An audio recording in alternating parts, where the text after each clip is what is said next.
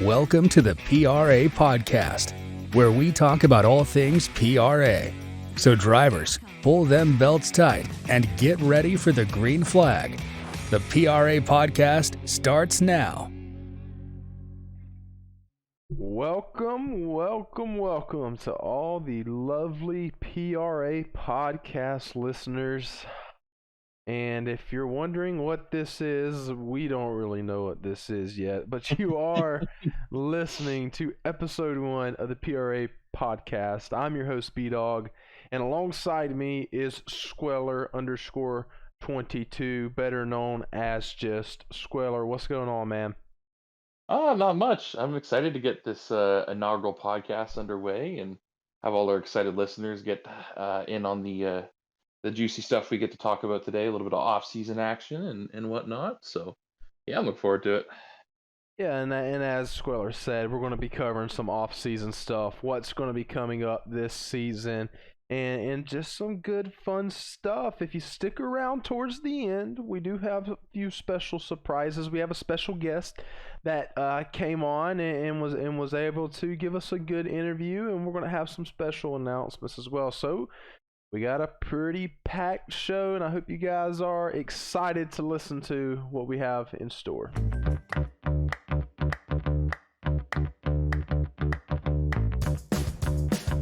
Alright guys, so to kick off the show, I feel like we just need to talk about the off-season events, and we had 2 of them. You know, the Baja Bash, which was a huge success.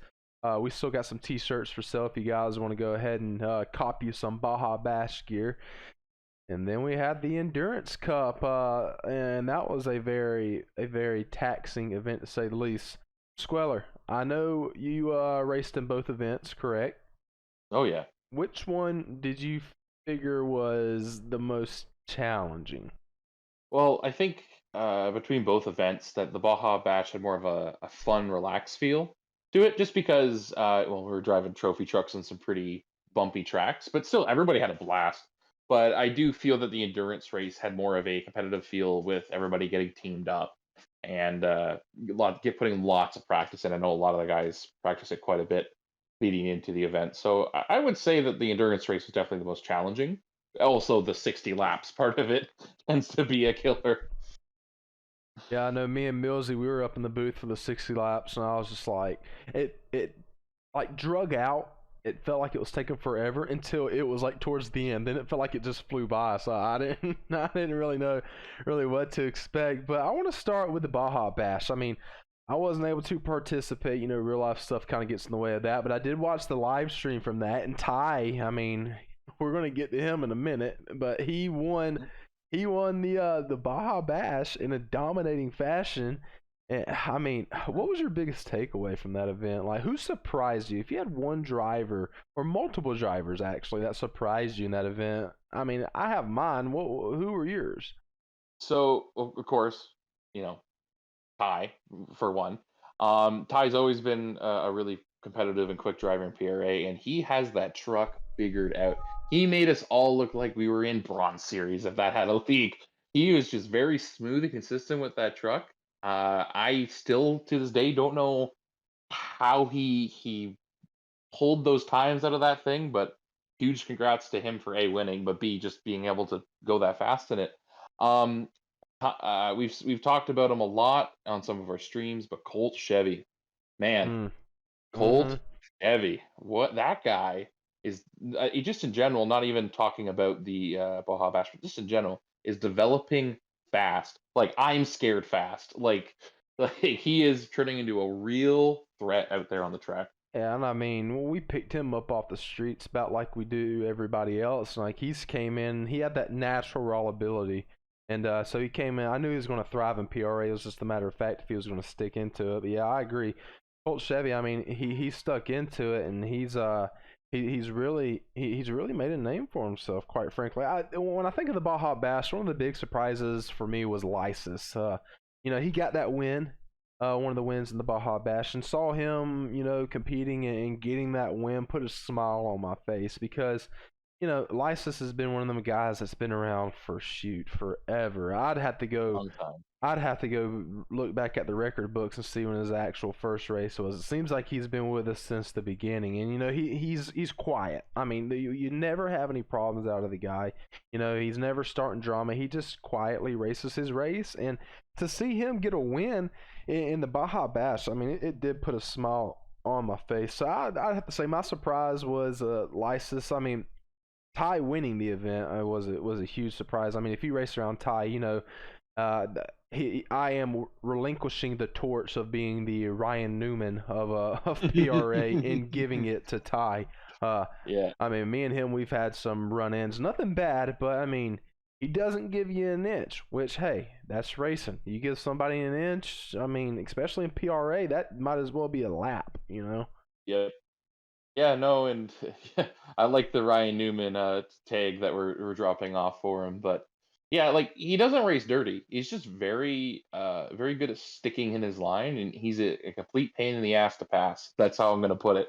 But yeah, no, he's always a joy to race with. I'd say he's unpredictable, and that's what's got him makes him hard to pass. Is it's not like he's unpredictable or like he's sliding all over the track, doesn't know what he's doing. He definitely keeps his line, but he keeps his lines when you're racing against him very fresh. He doesn't just take the same thing every time, so it's hard to get a Exactly. read on him, and that's why people give him that that kind of reputation we all razz him for. But no, huge success there in the off season for the Baja Bash, and study what he's going to do in season 13. Yeah, I mean, it's going to be exciting. We're going to have the PRA preseason playlist coming up here shortly, and seeing those guys put down some times and really get to compare them over that event, as well as the stats that they accumulated over this past season. Seeing where everybody just ranks. I mean, it's going to be amazing. I mean, we've started the world record challenge. Trying to get some guys to get some world record times out there and post some videos on that. I mean, the King of the Hill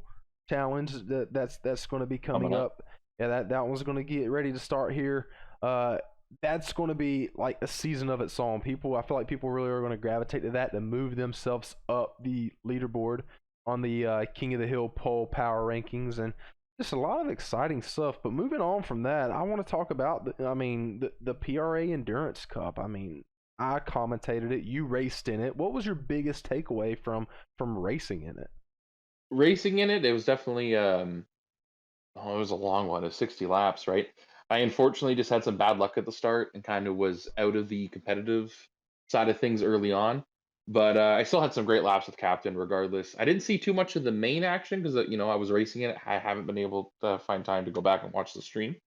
But from what I can take away, it was close, especially near the end for our Rockets. And honestly, I think the Rockets carried more weight in general more than the Raidens, because the Raidens, you were just racing against the Raidens. That was your job, and they were fast. But the Rockets also had the goal of trying to slow down your opponents that were the Raidens, as well as doing extremely tight racing themselves against each other. So even though we put the quote unquote bottom running of the people who qualified in those Rockets, I feel in the end they held even more important of a position on the team.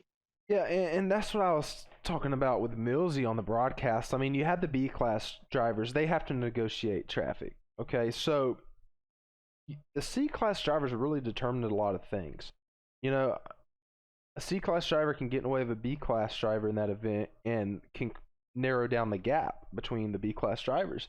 But with C class, you really didn't have anything in your way, except another C class driver. So it's like, it wasn't like you were catching a slower car that was slowing you down. It was, I mean, when the B class cars came, how are you going to negotiate? So, I mean, I feel like with the C class was a way different animal racing than the B class, because C class guys, it was just about racing your race, finding out where everyone else is at, and helping the B class teammate out when you can. The B class, it was negotiating traffic, worrying about everybody else. I mean, we look at some of the B class names like Zuri's, W, Schwartz, Frylock. Like, these guys, they have world record times. I mean, and Squeller, you as well. I mean, you were a part of it. D. Westberg was in there as a former Silver Captain Series as well. champion, All captain. all very fast Like, guys. like when you look at that, it's in my opinion, C class produces better racing than B class. That's my personal opinion, because it produces tighter racing. They're more forgiving when it comes to errors, and And the B class really got spread out. And one of the things it turned into a hot lap event for the B class cars, and that's something that I kind of expected. Uh, and with the B class, I didn't expect the door-to-door banging racing like we see in the C class, but having that mix of the fast laps versus the hot lappers versus the door-to-door banging of the C class was like it made from a viewers and streamers perspective a very very fun event. I mean, we had consistent viewership, a lot of people in the chat, we were interacting with the chat. I feel like that was probably one of my most favorite off-season events that we've put on, and we've put on quite a few different events. Yeah, personally, I would put it number two, only to the inaugural draft that we did way back when. Yeah, Uh, the so it was challenge. very good, the challenge. Yeah, So I loved it. I loved competing in it. It was grueling. I'm not gonna lie, my arm was very tired by the end of it. But no, and being on the ground floor and racing in that event, everybody also really enjoyed, the drivers themselves. I know really enjoyed that race, and we're definitely being very competitive.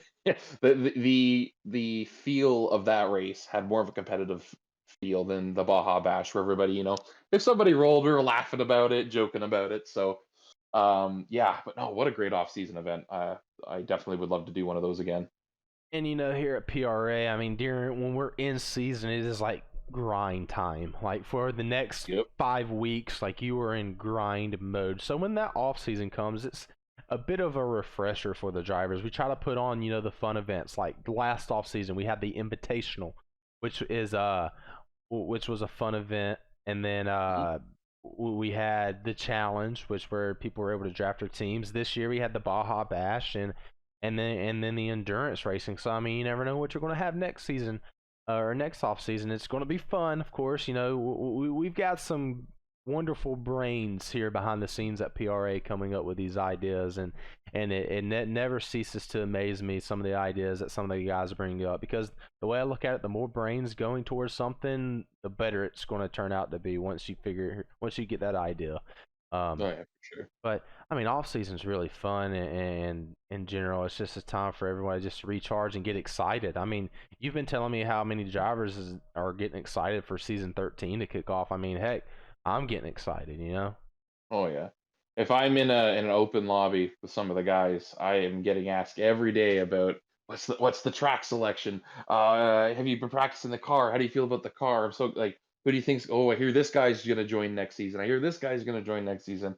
There's a lot of buzz going around, and yeah, just pure anticipation and excitement for next season. Yeah, and speaking of next season, I mean, we might as well go ahead and talk about next season a little bit. We haven't released the schedule yet, but we have released the vehicle, that B class Gremlin. What's your Yeah. expectations for the old Gremlin?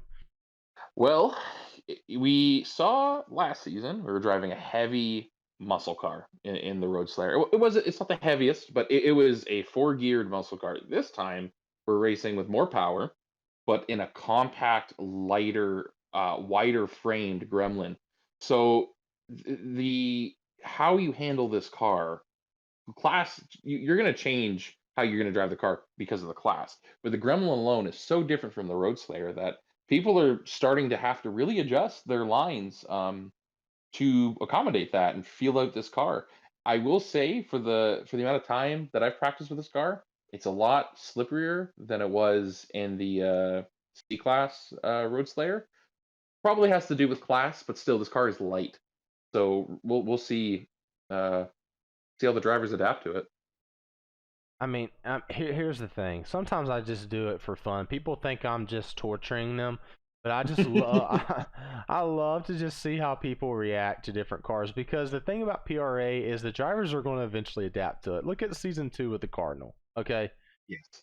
Uh, Yes. or season 1 with the Cardinal. Excuse me. Yeah, I mean, I threw that in there for fun, more or less, and people adapted to it. I mean, it was the Yeah. weirdest thing ever. Like, there was a lot of complaints and like, really? But then like everybody just started to adapting to it and made that car. Well, I mean, what it was. Same thing with the Road Slayer. So I mean, the guys, they're going to put in the time. They're going to adapt to it. Sometimes it's just fun for me. Like, all right, here's this car, this track. Next thing you know, they're holding world record times. And I personally get a kick out of it, and other people might call it torture. I call it entertainment, to say the Yes, least. for But sure. I mean, And as much of a boat that card was, we had some amazing racing come out of it. So no complaints here. oh, of course. I mean, there's going to be amazing racing coming across everywhere in PRA, and that's one thing I'm really excited about getting kicked off. I mean, a lot of new faces coming into PRA, a lot of old faces, a lot of people trying to defend their championship. Some people are winning the championship and they're moving up to a different series. Like, how's that going to affect? How are they going to be racing around with other people? I mean, we have gotten so much new pop and so much new buzz from so many different drivers. I mean, I'm beyond excited to get this season underway. I know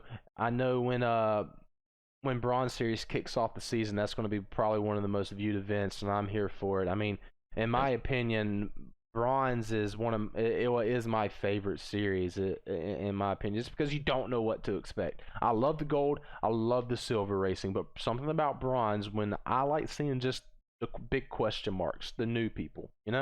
It's just It's exciting. New faces, exactly. new names, people really trying to prove themselves. And last season when we ran the bronze, it was our developmental league. But this season, it's going to be a little different in bronze, or it's going to be different across the board. But now that we have the sheer numbers and talent and skill level that we do now, the bronze is going to be more competitive, I think, than it was last season. Now, I'm not going to say it's not going to be just as exciting. I definitely think it's will. You're going to see a lot of returning faces back into the bronze, but I do think the skill level in general is going to increase in that bronze series. And that's why I feel like so many people enjoy PRA because they know when they load into a race, they're not going to lose it automatically. I know some of the gold guys might get discouraged seeing some of the fast guys in there, but I mean, look at Zuri's. I mean, we called him the oval ace for the longest time, and now he's putting down world record times on the road course. So it's like however Yep. much effort you put in is what you're going to get out of it. I mean, and having the three different series, like I said, it encourages people to race because they're not going to be put in with somebody posting world records when they're not that good at the game. They're going to be racing with people at their other skill levels. Like, look at some of the people that won in bronze. Okay, now put them in a gold lobby, see how they do it. I mean, we see how some of the bronze guys race in the silver lobbies, and some of the silver guys race in the gold lobbies. I mean, we have the different lobbies for a reason. We're not trying to ridicule anybody or embarrass anybody. We're doing the opposite of it. We want to give these guys a platform where they can truly shine. And we have so many people interested. I don't want to turn down anything. Me being the No. owner of the league and the promoter, I mean, seeing people get excited is like me winning a race to me. Like, the drivers' feelings when they win a race, seeing all the buzz and all the talk and seeing the viewers and all these videos get the views. I mean, that's what excites me and wants me to put a better product out there because it gives the drivers something to race for. Like, it gives them a sense of pride. I mean, that's why I'm assuming all these people are grinding because they want to do their best because they're racing for a league that gives them the best that they have. And I'm just beyond excited to start this season 13. I know Squeller, I know you're excited. You're gonna be racing in gold, and you're gonna have some new faces in gold. Gold's gonna look a little bit different than what it has previously. So a lot of Yeah, fast guys I coming think in. I think in general PRA, the understanding that our drivers and us have of gold and silver and bronze is going to change dramatically this season. From the skill level of people improving, for one, and the overall talent we have coming in for this next season, it blows me away. So yeah, I'm extremely excited to and terrified at the same time as a driver to to be racing in this gold series. But no, I'm absolutely loving the uh the changes for the better, as in the skill level coming in. Yeah, and one guy when I think of like the picture perfect guy for this tiered system that we run is Soul Pun. For an Mhm. example. I mean Grandpa for another example, but really I look at Soul Pun because Bronze Series driver, just starting off, trying to figure out his roots. He puts in the time. One thing that stood out to me in particular was the Savalock Sand Pit, or not the Savalock, Sandstone Raceway. It was the Sandstone Raceway when he grinded that track so much, and showed when he got into the race, and Oh yeah. and he ended up going to gold and racing that race in gold, and giving the gold guys some run for their money at that track. A bronze driver giving some gold Yes. guys a run for their money. And now seeing him, he won the championship, moving up to silver this year, qualified in the top 14. He didn't just barely make it in. He made it in with a couple spots to spare into the Yep. endurance cup. And watching him race in there against everybody, the nerves probably would have been there. I mean, Sopin lets us know when he's nervous. There's no secret to He's it. very vocal about his emotions. I will say that. Not as a harp on him. It's just he's a really nice guy, and yes, I could tell when he's nervous. Oh yeah, and Yeah. he's definitely going to be a guy to watch out in silver next year. I mean, I look at him and see the improvement that he made in bronze, and he can make that same improvement in silver. I mean, he's more than willing to grind for it. And so watching him As for the first week, making them mental notes and seeing them progress over the year, that's my favorite thing about this, is just watching people progress. I mean, that's the whole entire reason we started this type of tier system, was so that way people can progress. And you're not going to get better by racing the fastest guy week in and week out, and you can't race him because he's half the he's track gone. in front of you. Like, you can't learn anything. So getting in there with people that are a little bit faster than you, not the fastest, but a little bit faster, and you kind of like race off of them and learn stuff, and then move up to silver and like try to be competitive in silver, and then eventually move up to gold. I mean, Grandpa Wired. I mean, look at them guys. They started down on bronze, and now they're like the guys in silver. So it's I was gonna bring those guys up next as a prime example. Sulpan definitely was a great recent of example of it because this season how dominant he was in bronze. Before we move away though from Sulpan, I want to say that when he just to give him credit, when we started him, he was in the right spot.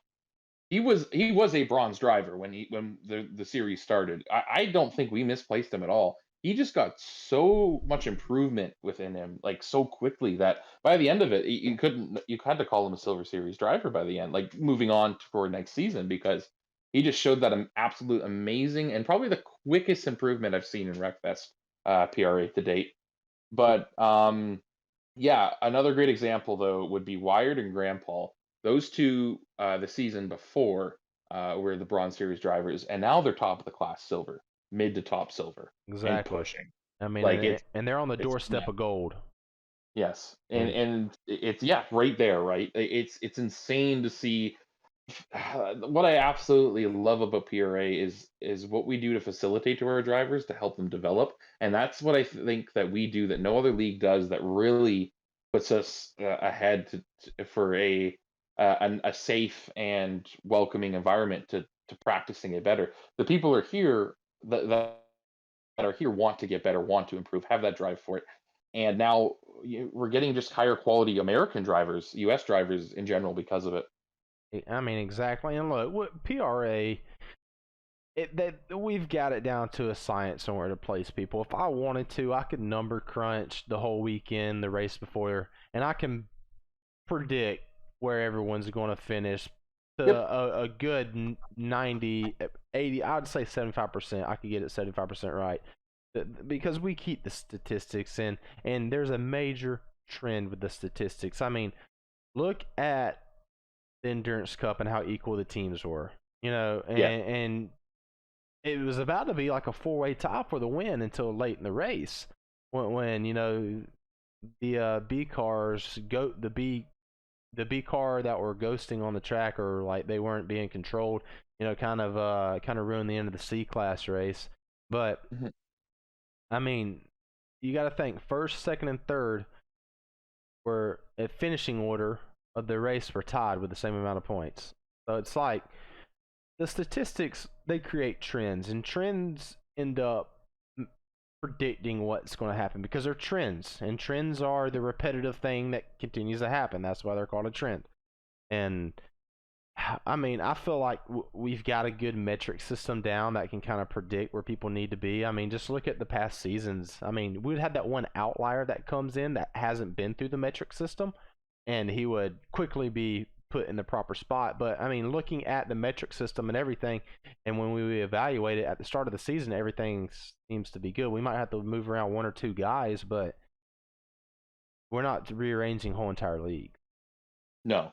And another thing that also really helps us predict is that we keep data. We keep not just like, who won the race, lap times, laps led, extensive data on all our races going back to, well, when you started the league back in 2014, right? We have all this data that we keep, and that really, really helps us put people in the right spot. And like it just, yeah, like yeah, no, that's really what I can say about it. The data is really, really, really helps us predict where people need to be. And then you're speaking of the data. I mean, the reason I have that is because data doesn't lie. The facts don't lie. Screenshots don't lie. You can predict. I mean, you can say, well, I'm this, I'm that, I'm this, I'm that. But I mean, we can say that factually and have the data to back it up. We can say this driver isn't doing too well at this track traditionally, or this driver's better here. Like, we can Yeah, say that because we have the statistics to back it up. it's all that comes together, and I would say right now would be our probably our least accurate moment for drivers on statistics, just because we haven't recorded much data from them over the last month and a bit. And I'm really excited to see once we get the new data from our preseason event how drivers improved during our off season. Colt Chevy, I think, is going to be a big one to watch out for, but just from personally racing with him. But there's tons of other drivers out there I could really name that have been putting in the time in this off season and really grinding it. It's an off season, but I don't think anybody took it off. I know, so I'm really excited to see where people end up at the start of the season and what our gold, silver, and bronze is going to look like.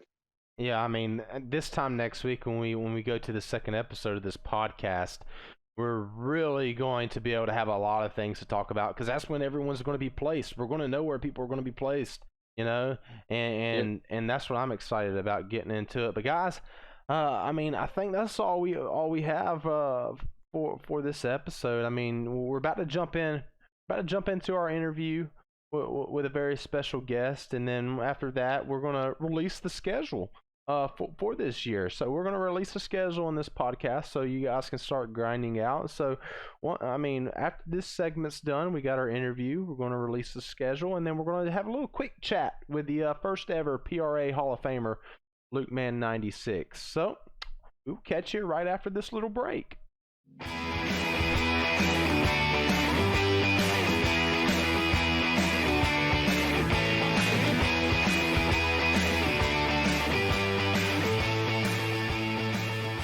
All right, guys. So we're here with the guest portion of the podcast. We got a very special guest. I know Squeller has been very eager to introduce this guest, so I'm gonna let you take it away, Squeller. Hey guys, yeah. So on this segment of our podcast, we have a special guest named Riley Oli, and he is a moderator for Wreckfest. Yeah, welcome to PRA Podcast. Yeah, I'm glad to be here. This is the first time being on a podcast, so I'm excited to talk with you guys. Oh, it's great to hear, man. That's going to be a great time. Well, yeah, anything like me, if Squeller knows me pretty good, he knows I like to talk, and I'll talk somebody's ear off. So I figured out the podcast was the best way to go about talking people's ears off. Well, at least they'll voluntarily be able to click the play button. So I know Squeller mentioned you are a moderator, and so we just want to go ahead and dive into this process. I mean, once again, thank you for your time for coming on to the podcast. And one of the questions I wanted to ask you first is, as a Wreckfest moderator, so you're a moderator for Wreckfest, what is your day-to-day responsibilities on the team? Well, when it comes to moderating for the Wreckfest Discord, it's really pretty simple, mostly the same as a normal moderator, just keeping the peace and making sure there's nothing, the rules are all followed and everything. It's really pretty simple. Uh, and honestly, yeah, there's not really much to it. It's just making sure everything's good, helping people when they need it, and on the occasion, getting other stuff done. Yeah. Oh Yeah. man, As one needs to do. Yeah, that's very understandable. So, you're a moderator on the Wreckfest Discord server, stuff like that, and then you mentioned you got your other stuff that you have to do. What made you want to become a moderator in the first place? Honestly, Wreckfest was this may be a controversial opinion. Wreckfest was one of the very few modern games that I found decent. So Yeah, I was I very agree with that statement. Yeah, the engine yeah, itself for this game is very, very strong, and I think underrated. I mean, we run a league. yeah, You're a moderator, so I think we're on the same page.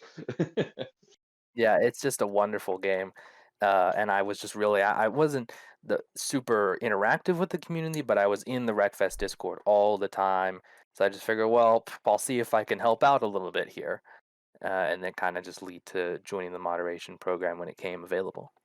And like Squeller pointed out, we obviously have a racing league, and the people that are listening, either they're a fan of the racing league or they race in it. And man, when we started the league back in 2020, and I got on Wreckfest and started racing late 2019 is when I got the game. Then we started it in April 2020. Just the physics of the racing game, like it's so smooth. I love the crash model, the damage model that Wreckfest has, and it supports a racing league wonderfully, like absolutely flawlessly. Like the racing physics, you can bump each other, and there's not like that bubble that you'll find on other games unless somebody is really, really lagging. And one thing that I noticed quickly was if somebody joined the lobby, if one person lagged, everybody lagged. It wasn't just that one person experienced it unless their internet is very bad. So I mean, overall, I mean, the game is just ran so perfectly, and we just really enjoy having our racing league on there. So I just want to continue on and just ask you what are some of your favorite things about being a moderator for Wreckfest? Well, in this community, I just try and interact as much as I can.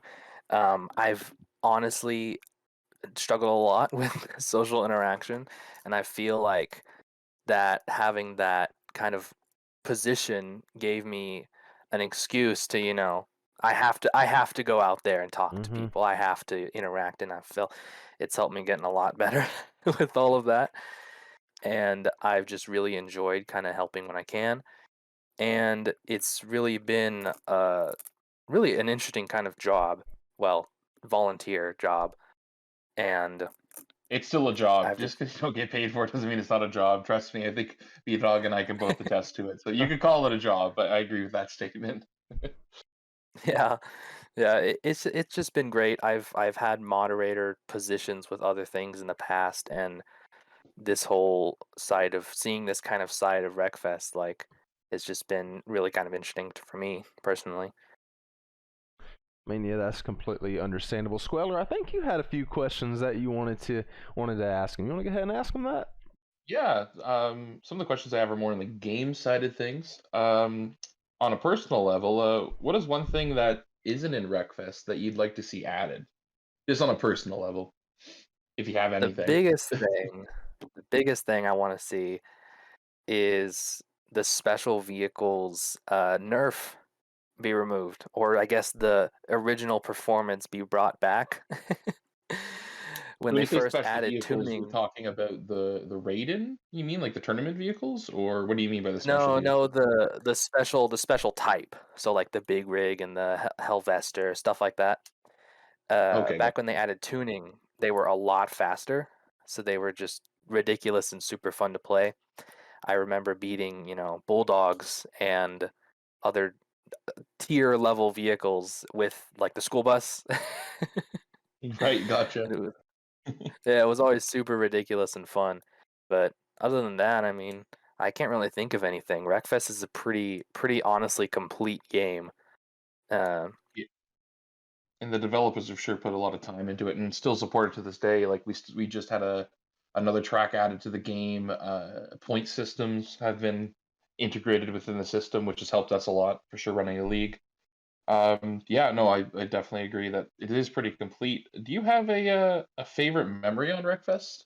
For the time you've raced in it that you can look back on? I think playing back on console before I moved to PC, I played a Okay. lot with my dad. Well, passing the controller back and forth. And Gotcha. Wreckfest was kind of the first more simulator style game that I kind of really got into. And it's what kind of piqued my interest in furthering my actual racing career with my dad here in Idaho. Right. Although there's not very much racing stuff going on here. But What kind of racing have you done in real life then? Is that what you mean by that? I've been, yeah, it's been mostly autocross, which is just short course time trials. Yep. And Wreckfest has kind of been pretty interesting to play and compare it to how certain, because I drive a lot of cars in my job too, my actual job. And Right. it's kind of interesting to compare like how different things handle and how different things feel. But Yeah, and I feel yeah, Breakfast definitely. does a pretty good job of simulating that, like you said, especially on a controller. Like Yeah. I've said it before, I feel that it is the best racing game to play on a controller. That feel of it, it Oh, definitely does for a great sure, job for sure. simulating it on a controller. I was gonna ask what system you play on, but platform. So you mentioned you play on PC, but what platform did you used to play on with your dad? But back in the day, I used to play on PlayStation 4. Yes, That's when I sir. first let's go got repping the into it. PlayStation guys. Awesome. Yeah. Yeah, Y- I like 100% of the game on PlayStation 4. And then when I got more into PC gaming, I basically did the whole thing again. I probably have like 1,000 hours total across both consoles on Wreckfest. That's amazing. Yeah, Well, I if thought you I had a lot with 500, so yeah, if you want to, you're more than welcome to dust off that PlayStation 4 and get into a lobby with us, so we can show you how it's done. Well, Squeller can, I can't. I retired, so it's yeah. The PlayStation Yeah. 4 at our house has been reclaimed by my younger siblings, so I oh don't know if well. that'll be happening anytime Good soon. luck. Good luck to Yeah. get that one back. Yeah, exactly. Yeah. I got one more question for you before I pass it back off to B Dog. Do you have like a favorite vehicle and track? If you had to pick one, I know it's hard to do. You could do a handful as well if there's a couple that you prefer. My favorite vehicle always and forever has been the War Wagon. The It's big just boy. like, yeah, I've always had a love for just big old cars, and War Wagon is like not ridiculously slow, but it still has that big heavy car feel, and it just looks so good all the time, no matter what you do to it. And for track, I'm not too sure. I think Deathloop was always really fun just because of how ridiculous it was. Mm-hmm. Um, but yeah, I think Deathloop for sure. Now that I'm thinking Yeah. about it. Yeah. No, cool. No, that's awesome, man. Yeah, and do you have a class you prefer to race it? Do you have a preferred class? I've tried like all four, well, four technically. Nobody really Yeah, plays D D class. technically. Yeah. But my favorite probably was C class, just because Mm. what I used to do was go into class lobbies with people who had A class cars with my C class War Wagon and then win Win. still. I, Yes. I used to play the I heck do out of that too. online mode. Yeah. I've done that myself. It's Uh, fun. it was Yeah. it was always super funny just seeing, because usually, if anybody knew what they were doing, then they would definitely lose in my C class War Wagon. But the people who were just joining to and didn't really know what was going on, it was always funny, seeing him in the rearview mirror. Yeah, for sure. All right, cool, man. Well, I'm gonna throw it back to B Dog. Um, but yeah, thanks for answering some of those questions. Alrighty, so obviously me owning a competitive racing league on Wreckfest, this question has to be asked. Have you currently or ever raced in a competitive racing league on Wreckfest? I have not raced in a league. I have, however, been in a tournament of sorts, put on by, I think it was IL Network. Um, and me with my already pretty poor internet trying to connect to German servers. Needless to Yikes. say, my 500 ping did not give me any chance of winning. So I just said, nah, I think I'm good on competitive racing for a bit. Yeah, we kind of running that problem with some drivers. You know, we've got people from, you know, across the pond trying to get into PRA and race, and it's kind of difficult to do it when the ping issue is a thing, stuff like that. So I mean, we've tried to accommodate them in the past, but I totally understand that. And look, I got Wreckfest on PC too. When I load into there, I look at the ping bar, and if I see 4 bars, I'm joining in that lobby. If it's 3, I already know it's across the pond. 4, it might be West Coast in the United States. But overall, I just want to thank you for your time. I mean, you coming out here and just taking time out of your day and just talking to 2 no names, which is me and me and Squealer, and just giving us a piece of your time, man. Oh yeah, of course. It was nice chatting with you guys. I hope the podcast is going great, and I look forward to seeing it on the where do you folks put your podcast at? I didn't hear that bit. So, this is the first episode, and we have numerous of locations that we plan on, at least. Of course, you know, the streaming platforms like Spotify and everything like that. But I think for now, it's just going to be on YouTube.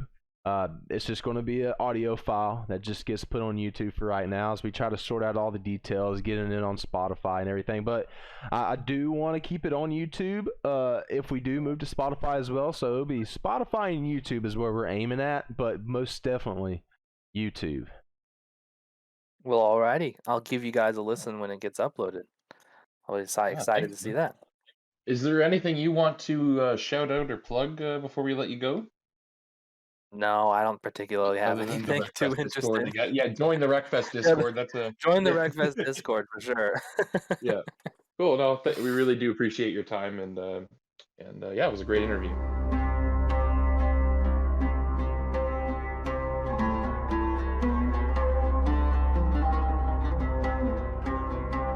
Now it's time for a very special segment of the podcast. It's near and dear to my heart, and I was really looking forward to having this conversation.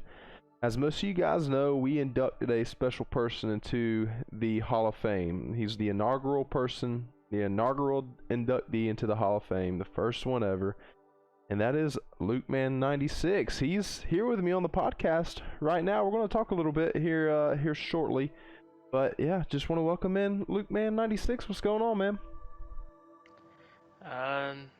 Not a whole lot, just enjoying retirements from Wreckfest. Thanks for having me here, and yeah. Well, a man of many words. So I would like to say, look, man, I got you on here, and you know, you had to be somewhat on the first episode of the podcast. I mean, me and Squealer talked about earlier in the podcast about, you know, the off-season events. We had a special guest on, somebody that was a part of the Wreckfest team on before you, and you know, we just want to wrap up the show talking to a PRA legend. I mean, I have some of your stats here for Wreckfest. Now, I can get your Grand Theft Auto 5 stats, but you'll have to give me a day or so to get that. But as far as your Wreckfest stats, correct me if I'm wrong, but I got you down for 11 seasons, 6 championships, a PRA Challenge champion, undefeated in League versus Leagues, and that's over 2 games, Gran Turismo and Wreckfest actually, 133 starts, 33 poles, 39 wins, and 1,344 laps led. That sounds like a lot of numbers there. That a lot of high numbers. That sounds like a lot of you don't see anybody's bumper. Yeah, the first opening seasons of Wreckfest, I was just racing my own laps. I didn't see much of anyone. Yeah, and that's what I wanted to get into was the first, like, because when I think of PRA now, I think of it before the Bronze Series Gold, or the Bronze Silver Gold Series, and then after the Bronze Series or the Bronze Silver Gold Series thing. It's kind of like BC and AD to me, at least, because the PRA Wreckfest before we split off in 3 different series was a completely different animal than it is now. I mean, you were there with me from the start. I mean, you remember the first ever race that we did in the Rockets. I mean, I won it, and then I won the second race as well. I thought you were gonna be a big old threat in Wreckfest. The way you came into the series the first week of the first season, I thought, oh, is this B-Dog's game finally? And I felt like it was, but the point in that season where I knew like my championship dreams were over, like I wasn't going to be able to win a championship, was Midwest Moto Center when I crashed into the start finish line. Yeah, I think it was like week 2 or 3 or something. That's when I had the controller. Midwest is the second or the third or fourth race. It's when I had the controller that would just randomly do its own thing. It would turn on its own. And that was like I didn't know what it was at the time, so I thought it was lag, and then it continued to happen. Then I get a new controller and nothing ever happens. I mean, granted, I shouldn't have been that close to the flag stand to begin with, but I mean, and when that happened, it just everything just went downhill. The second week of the season is when I put enough time into practicing and actually figured out how to race the game, figured out my adjustments I needed and the right setup for the game at that time. And that's when it was game over for the first couple seasons until everyone else found out. And we recruited more drivers that we have today, like the elite talent like Schwartz and W and Zuris and Squeller, all those guys. I mean, yeah, the list can go on and on and on. I think that one major person, however, that really transformed PRA was Squeller. I remember when we got him in, he was one of the first guys that we got in. When I think of it, I think of like we had that one major recruiting class come in like season 5. Yeah. I think it was like with John and Hyper and stuff like that. Yeah. It was season 4, season 5. Big recruiting. Yeah, we had a big recruiting class then. Season 1 through 3 was mainly, I'd say it was more of like our closer friend group and a few more people that we recruited, but we didn't get a big class until season 4, where we got Hyper, John, Trent. We got Trent back then, yeah. Then that big class which grew the league, and then came around the season like I don't know, what was it, 7, 8 ish. Yeah, something around. Yeah, I think it was like season 8 or season 9. We got another big influx of people. Where we got like Schwartz, W, Squeller. We got like that's where we got a lot of people we had today. And then season 11, I guess, is when it really took off. When we got in the 3 series, when you went on a massive recruiting spree, and now we got 30-some people on the race every week. Yeah, and I just want to just reiterate on what you're saying. Like, yes, like you said, season 1 through 3, it was the people that we knew, like our friends that we played every single game with, and then we brought over some people from Grand Theft Auto 5 as well. Yeah. And then, that other big class where we got Schwartz, that Jacksonville Jaguar, W. I mean, I can just name some names. That's when a lot changed. Yeah, Cart too.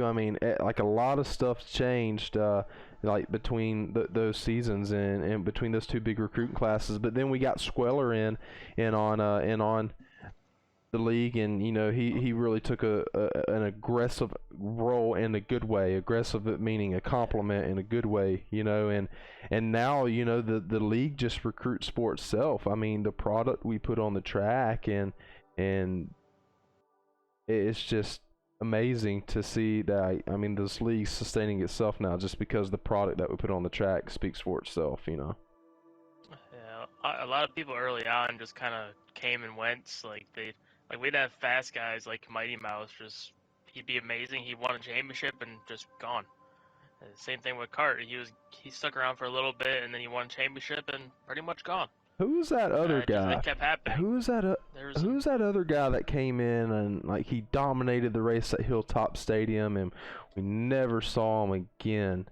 Oh man, he raced for a few races, but then he just didn't come back. I could pull it up, but I cannot remember his name. There was someone that was dominant. I think I know what you're talking about. I think he also dominated at Fire Rock or something.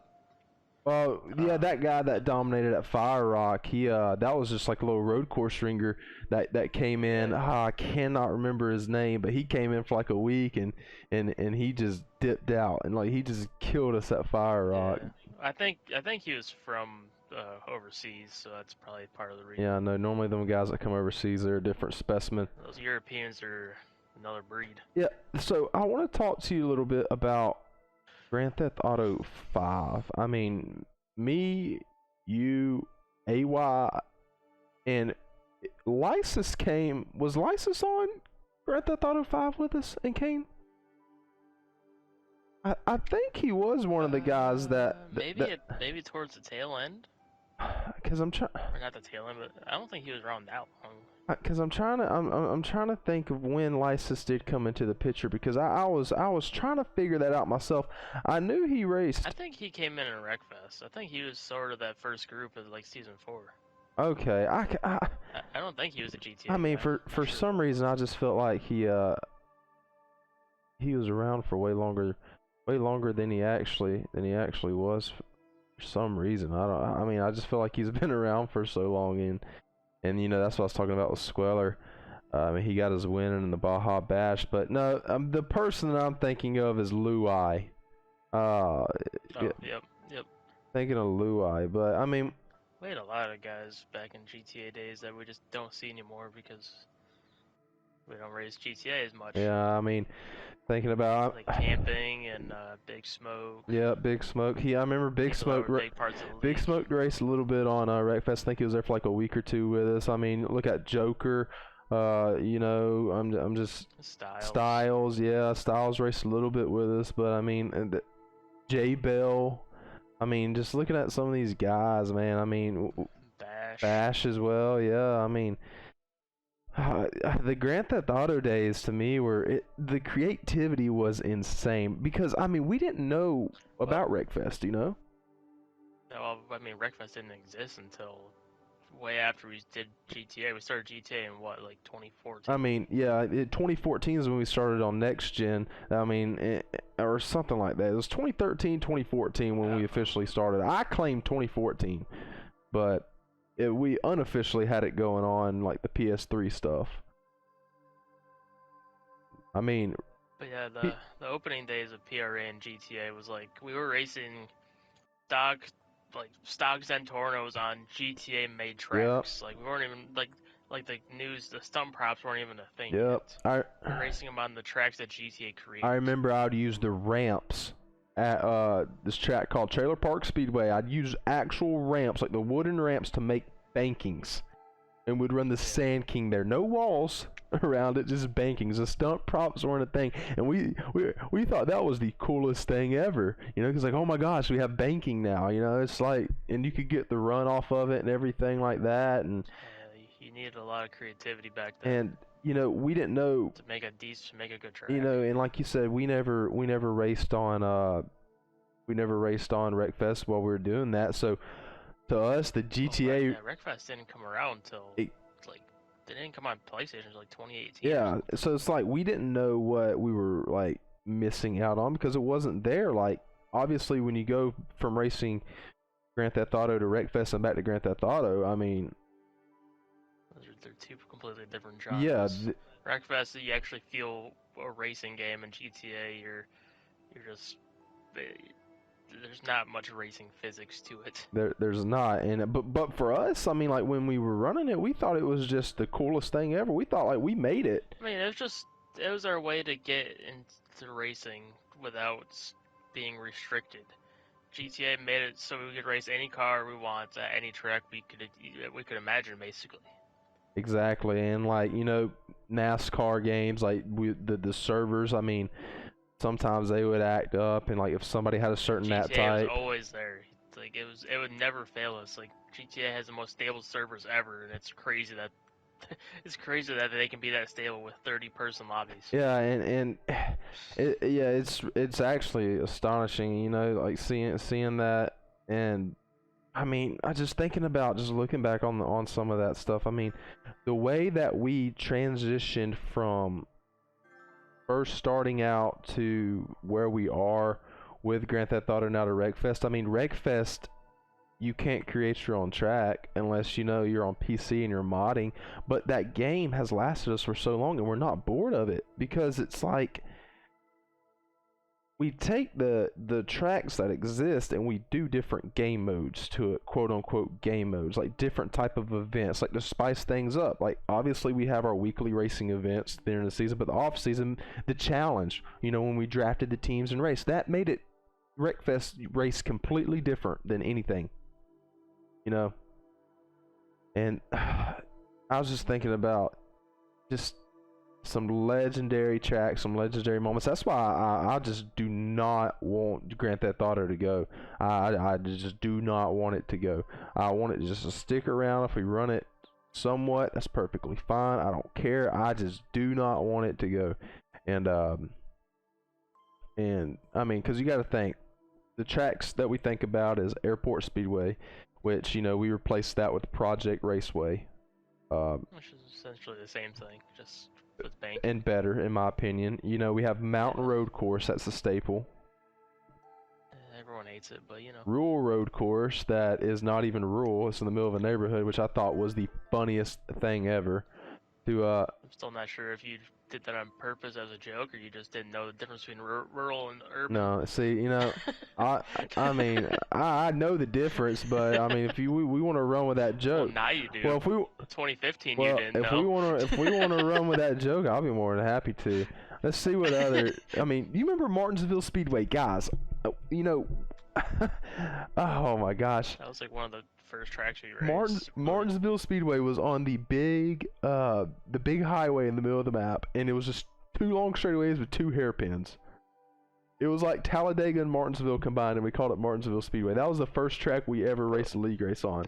And we had Grand Sonora, which was basically the Martinsville except out in the desert. You remember the track that killed PRA GTA temporarily? Yep, the L Speedway. No, the track didn't kill it. The trophy truck. The trophy truck. And that's why when we said on here when we want to do the Baja Bash and the trophy truck, I flinched. But that event ended up working out good. But I was having PTSD from the trophy runner on Wreckfest is a little different than the trophy truck on GTA. Yeah, I mean it was that one. I think we had more cautions than we had laps. Like literally, like I think that's what it was. Like it was ridiculous. I don't even know if we finished that race. I think we quit. Yeah, I mean. And then we didn't race for a long time. Yeah, we took a break, and then we had to reboot it up and everything like that. We had the Rally League, and that Rally League is when. That's what birthed AY. Yes, that's what I was about to say. The Rally League was the resurrection of AY's career. AY has been with me and Luke from like forever, and he was the squealer of like Wreckfest right now. Like couldn't catch a break to save his life. Okay, and then we have a Rally League, and this guy's like on drugs. Like he takes like performance enhancing drugs when he races that league. Like he just dominated it. It was ridiculous. I mean, he went from like never even competing for wins to dominating and winning championship in the rally cars. But then after that, that transferred to everything. Like he all of a sudden got good at every racing game. I guess he might have figured out something, or something must have clicked in on him. I put it towards he turned 16 and he learned how to drive a real car, so he learned how to drive video games too. I guess. I mean, yeah. I guess he got his learner's permit. And he was able to know the difference between the gas and the brake pedal, and then. Maybe. He still doesn't really know where the brake pedal is, but I wasn't gonna go there, and we love you, AY. I mean, he's saving his brakes for later in the race, Hey. My bumper's a great brake pedal. Yeah, I know, and I mean, what do they say? 8 tires turn better than 4. I don't know if that's how it works, especially in Gran Turismo. You go straight in the wall with that. But yeah, I mean, if you look back at the original PRA when we first started, like we started this off as like, I mean, obviously we have been in the series from day one.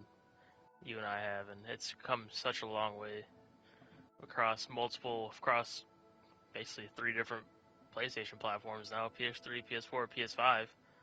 Because some people are playing Wreckfest on PS5 in the league, so. But yeah, it's just crazy how much has changed, and you get to look back and see the people that stuck around and the people that are gone now. That they just left a lasting mark on the league. Like people, like like the dominant people back in GTA, Styles, Joker, Bash. I know those are the three that come to my head first. I mean, and then I think of, obviously Pocono, and NASCAR Man and Travis, that and Eric. We had Eric, RU Highlander, Fox Rider, that was our first season. We met a bunch of friends through that. Yes. Like we met some of our closest friends in real life now from that. And I remember, I think it was the first season, third race in, we permanently banned somebody for driving around backwards on the track. I can look at the video because I have some of the videos archived, and I was just like, well, let's see what we can do. And now just look at it. I mean, as many people has came through PRA. I've seen hundreds and probably getting close to thousands of different drivers that come through. I've dealt with countless situations as a race official, and there's stuff that always comes up. You deal with it, you move on, stuff like that. And I mean, PRA is still kicking, man. I think we have more momentum than we've ever had. I mean, we even went through a stage of when we were an iRacing team. We weren't racing. We'd race GTA rarely, but the team raced every week. We had 4 drivers that would race in iRacing, and we'd have sponsors. We had Tomahawk Shades, Rogue Energy, Crate Drop, just name some of the sponsors and stuff like that we would have, and that was a really cool. That was a really cool deal. But man, yeah, I mean, I'm definitely going to get you back on another episode of the podcast, and we're just going to have to start from the beginning of time of PRA into where it is now. I feel like that'd definitely be a good episode. But guys, I just wanted to bring Luke Man in, and because I mean, if anything, he deserves to be on the first PRA podcast episode in some shape or form. We're going to induct you officially into the Hall of Fame at the end of this year banquet. We're going to have a surprise for you and stuff like that, and I think you'll really enjoy it. That was definitely a surprise, and I watched that selection show and saw that pop up on the screen, and I had no idea what was happening. I was just told, hey, watch the selection show. I'm like, okay. I mean, obviously I don't have much to do with Wreckfest anymore because I retired on top, might I say, because thanks to you and all of our friends on Red Team. Exactly. But I didn't see that coming, and to see the support from everyone in the chats, for all the congratulations and everything. I mean, I don't want to toot my own horn, but obviously it was, I'm sure for you and everyone else that you talked to about the Hall of Fame thing, it was pretty much a no-brainer if you're considering GTA and Wreckfest. Because I don't know how many championships I won on GTA 2. As well, I mean, also because we raced so many seasons, and I don't even know. I have it on my Discord as 12 or something. Yeah, I don't even know if that's actually accurate. I just kind of made that. You kind of have, I think it's a 13-time PR, and that sounds about right. Yeah. I mean, that sounds about right. I don't know, because we raced so many leagues, and it's hard to keep count. Yeah. I have all the statistics though in a spreadsheet, so I mean, it's just a matter of fact of going through it and getting it down. But I mean, it's gonna be interesting to see who gets that second spot now, because the first one was, I mean, obviously just like NASCAR. Obviously the first class can be Richard Petty, Dale Earnhardt, blah blah blah. But this one, it's who's gonna be the second inductee after the next season? Well, when you officially get into the Hall of Fame, it becomes you have a little bit of responsibility of helping the Hall of Fame committee select the next person. So yeah, you'll have a little say in that. Every Hall of Fame inductee will also have some legacy status. So I'm gonna go digging deep. Yep, it'll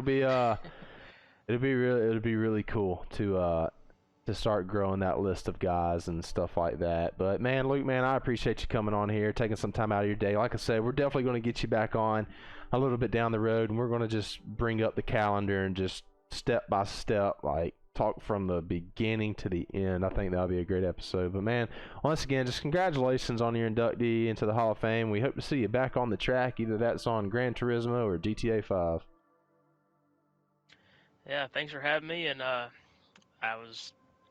Thanks for everyone that selected me to be in the inaugural Hall of Fame class. And I look forward to helping you guys decide the future inductees, and look forward to getting back on track in GT7 or GTA.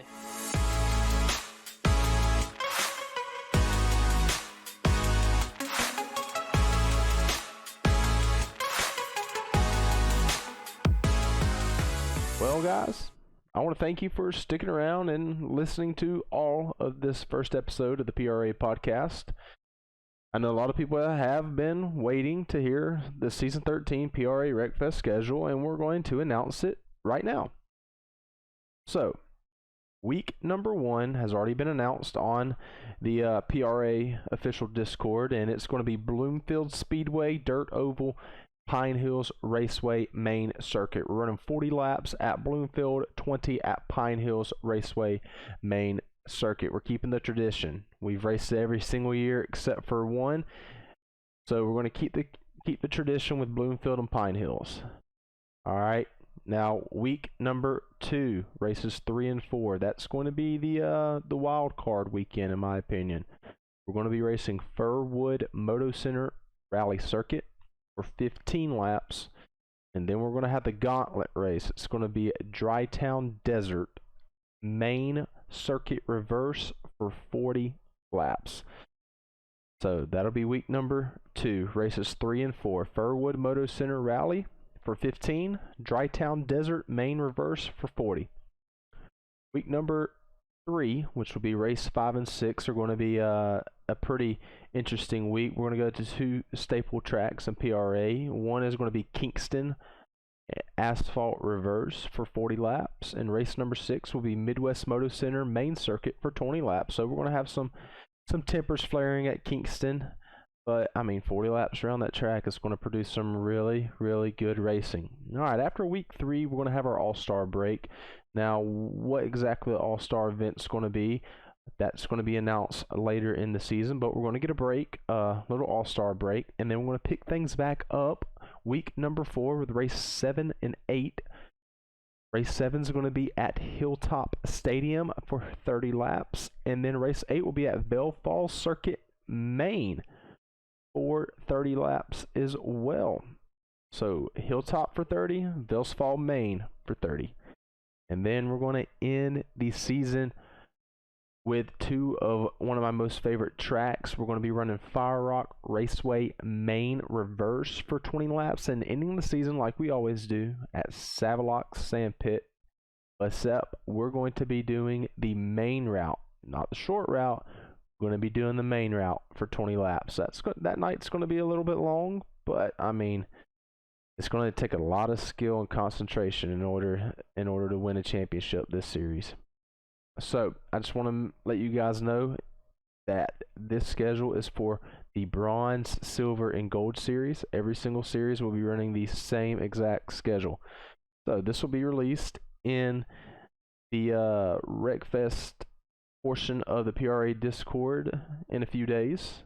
But you get a head start if you listen to the end of this podcast. So I just want to thank everybody for tuning in to this first episode of the PRA Podcast. I hope you enjoyed it as much as I enjoyed making this possible for you guys. We got a lot of exciting stuff coming this season, and I cannot wait to get after it.